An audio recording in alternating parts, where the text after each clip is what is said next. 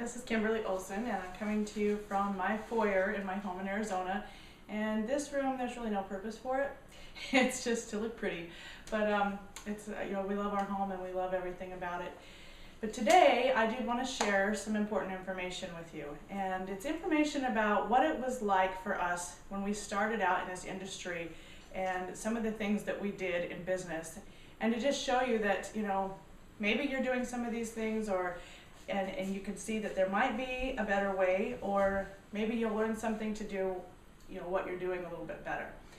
So back when we got started, really full board, we've been, networkers, our families have been networking since we were little. Both my husband and I grew up in homes where network marketing companies were just part of the household and doing that kind of business. And so we grew up around that. But when we got really, we did some traditional business. We had several cell phone stores in the state of Washington. And then when that, long story short, when that ended in our life, we went to a network marketing model of business. And with that company, it was a tremendous company. In fact, we still get checks every month from that company, but we learned a lot of excellent information and skills, train the trainers. We learned from the beginning that the people in the front of the room were the people who made the money. The bigger money, the bigger checks. So if you wanted to make the bigger checks, you needed to be in front of the room. Same applies online. If you want the bigger checks, you need to be in front of the camera. So there's a little tidbit right there. But I don't think I could be as comfortable as I am in front of the camera if I hadn't done those things back early in the day.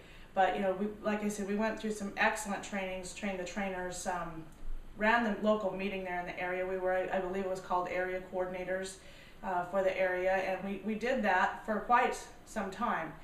And while we were there, and we were leaders, we were really leaders in trading, and I appreciate that training so much. You don't even know, because it's really laid the foundation for what we've been able to achieve now.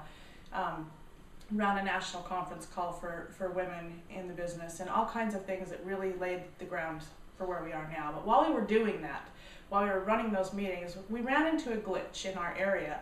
The problem was, when we were running the meetings, the same people were coming every week, which was good. We had a good little group going there, and we were all friends.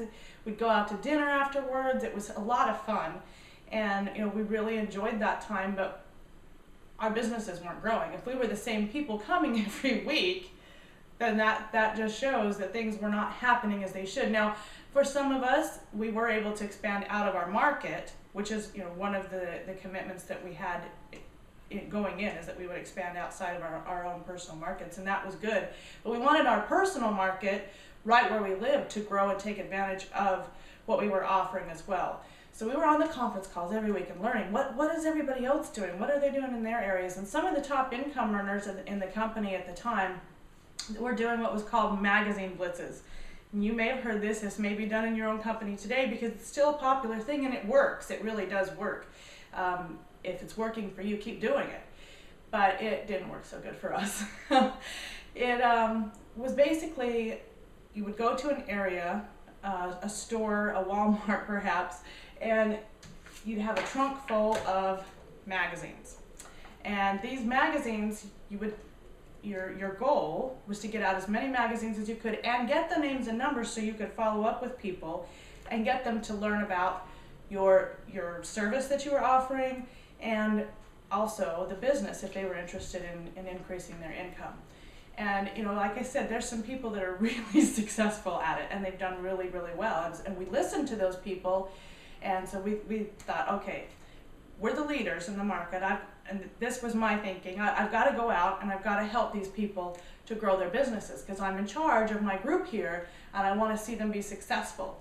And so if this is what they're doing to be successful, then this is what I've got to do. Now, we also had tools like DVDs that we would hand out, and in our area we decided there'd been some people already kicked out of Walmart in the area, so we decided not to go to Walmart. We live in a small area, so that would be pretty obvious. But we decided we were going to go where the cool people went, because the cool people don't shop at Walmart, right? The cool people with the money, they shop at the mall. So that's where we were going to go, was the mall. And couldn't really carry around a whole bunch of magazines in the mall without looking kind of weird. So, you know, our tool of choice was the DVD. And I can remember this day so well, so vividly in my mind. We took this group. There was probably 5 or 6 of us, and you know, if you're watching this now, you're gonna probably laugh when you hear about what I was really feeling inside, and I hope you are. I hope some of you will comment here and share some of your experiences that you had, because it was a great time. But so we show up at the mall that day, and I'm the leader. I'm supposed to lead out and show them what they're supposed to do. I was dying inside, because, you know, we do the trainings and we do this is what you're supposed to do, but it's really different when it comes down to doing it yourself. And let me tell you something, it's even more different when you've got people watching you. And they were watching me to see, okay, how does she do it? How does she grow her business? And I was dying inside, because it's really hard to do something when someone's watching you and you know they're, you know, critiquing you. And so I was literally shaking. We went into it was a Payless shoe store. And I had my scripts down, the things that we teach, the things we train. It was down in my mind. You know, that's something that kind of old school marketing method is you have a script and you're going to memorize this script so that you can use pretty much the same script on every person wherever you go. So I had my script down. I was going to do this in the store, and I'm dying. I really am. I was literally shaking. It was physically, I was nauseous. I was sick. I was like, I don't know if I can do it, but I had to do it. And these people were looking up to me. They were expecting me to be a leader. And really, honestly, at the time, it was the blind leading the blind, because I had done some of it on my own. I had done, you know, if you ever want to know how to approach people and talk, Danny Johnson is excellent, Cedric Harris, they're excellent people to go to learn how to prospect your cold market or meeting new people. They have excellent training in how to do that. And I had done a lot with Danny Johnson at the time. Cedric came later for me, but I knew what to do, so I just had to do it. Swallowed, got shoes. I actually bought shoes, and we weren't making a lot of money at the time, so I think I took them back later. But I bought shoes. I went up to the counter. Okay, this is my good thing because I'm buying something. So I go to the checkout counter, and the girl's checking out. I'm like, wow, you're really, you know, you're really sharp. I had asked her some questions. You're really sharp. You're really good. You're a people person. I love that. You know, I'm expanding my business here in the area, and I'm looking for sharp and people with excellent people skills to, you know, expand and grow my business. Do you keep your income options open? So, you know, really, if they don't keep their income options open, we won't go there. You definitely don't want to be talking to anybody who doesn't keep their income options open. And nowadays in time, everybody should be keeping their income options open. That's just a given. Anyway, that was the script. Do you keep your income options open? So yes, yeah, she did. So then I went on to say, well, this may or may not be for you. That's the out. You're supposed to give them an out so that they know that it's no pressure. No pressure. This may or may not be for you. Give her the DVD. When will you get a chance to watch it? Get the name and number so I can follow up with her. And I did. I got it. Did it all. I was dying. Left the store. Got out in the main area, and they were practically cheering me on. I mean, I thought I'd stammered and stuttered through it. I just thought I did the worst job ever, and here these people were just cheering me on. Now, I don't know if they were doing that to just be nice, or just simply the fact that I did something that they were afraid to do. Because isn't that what we're all afraid to do? Is stepping out of our comfort zone. I mean, it's so easy to say, hey, I saw this great movie last week. You ought to see it. We don't get paid for that, do we? Not a dime for doing that. But when it comes to something that we're actually going to get paid for, we freak out. At least I did. I did all the time. I was, okay, they're going to think I just want their money.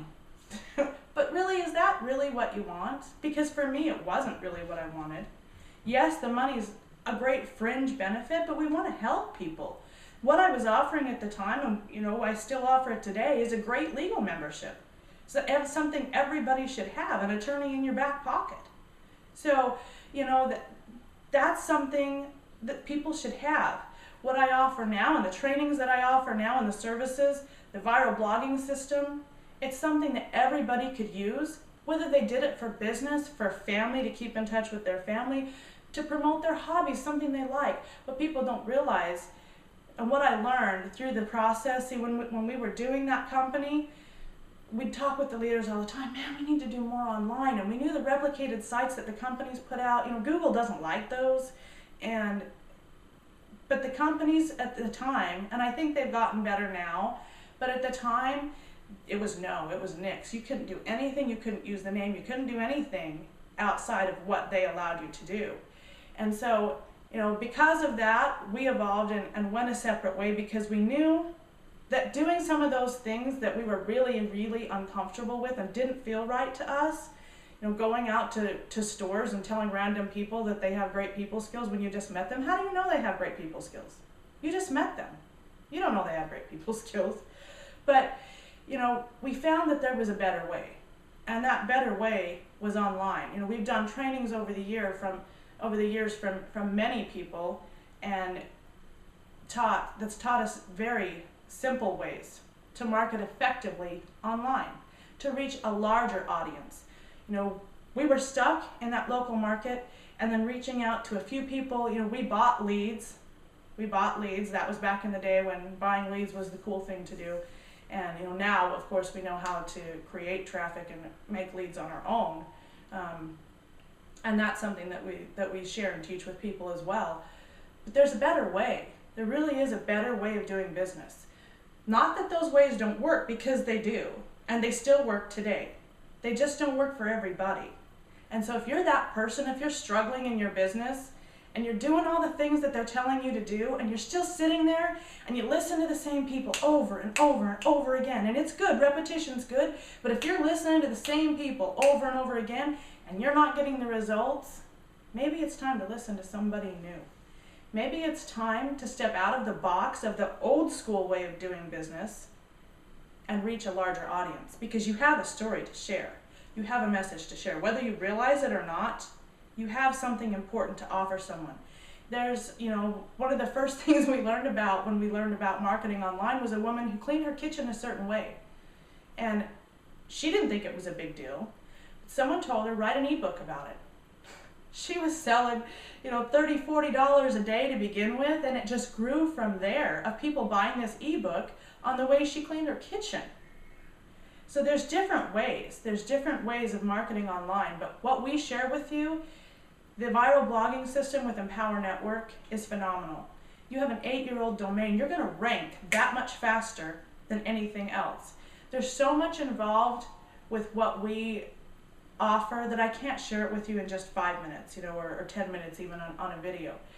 But go ahead and click the link, because my great buddy, and he's been one of the people that's trained me over the years, David Wood and David Sharp. They do a great job of explaining exactly what that viral blogging system is going to do for you, and what the trainings that go along with it are going to do for you, and showing you a better way, a new way of doing business. So go ahead and click that link, and have a great day.